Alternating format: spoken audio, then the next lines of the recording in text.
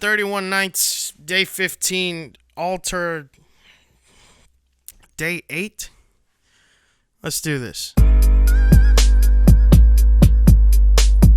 At under 27 minutes, this is the longest entry, and it's campy in the literal and figurative sense. A love letter to Friday the 13th and sleepaway camp, and in many ways with that cheesy 80s B-movie line delivery. Production value is at the forefront of this film, though. Even though it's an obvious homage to low-budget 80s horror slashers, between the score and some of these shots, this film feels really big. Like AAA budget big, kind of like the last one. And I honestly don't doubt that that's the case. These actors are really good at selling this experience and really living in those roles, and I always appreciate that. Anyway, these kids at this summer camp get killed by what everyone believes is a bear, and some of the survivors return to the camp 10 years later as counselors to a new troop that's showing up at some point. But that obviously goes very wrong, and the second troop never shows up, because this is a horror movie, and you should know what it is by now. And it turns out that it wasn't a bear that attacked those kids all those years ago, and these characters find that out the hard way. This is very clearly a love letter, as I said before, to 80s camp horror,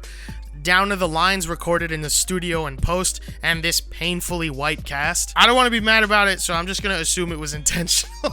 It's honestly the silliest shit ever, but it's fun and self-aware enough to be apparent, but not so much that it uses that self-awareness as an excuse to skimp on the quality or be bad on purpose. Some of these lines and scenes are pulled right out of the genre that it's emulating, which is a great callback if you're a fan of that source material, but it's presented in a fresh enough way that it would grab anybody who isn't. It's got some sincere moments to couple with some funny shit because it's on YouTube, and, you know, the horror is more suggestive than outright or gory as to adhere to YouTube's guidelines and stuff like that. And that does not negatively affect this film at all. I don't like slasher films, right?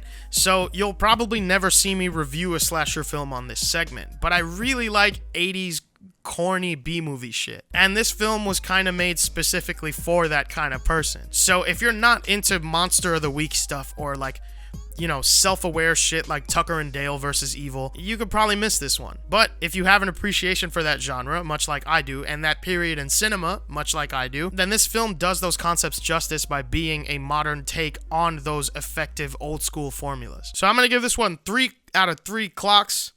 For keeping me interested for almost 30 minutes, but 2 out of 3 clocks for anyone who isn't super into the campy horror stuff. Like, you could probably miss this one if you weren't already a fan of, like, 80s cheesy shit. Anyway, that wraps up another day of 31 Nights and 31 Frights, and day 8 of our Alter segment within a segment. It's getting crazy. It's getting real fucking cosmic in here. I'm fucking... What day is it? Is it 2 weeks? Does this mark...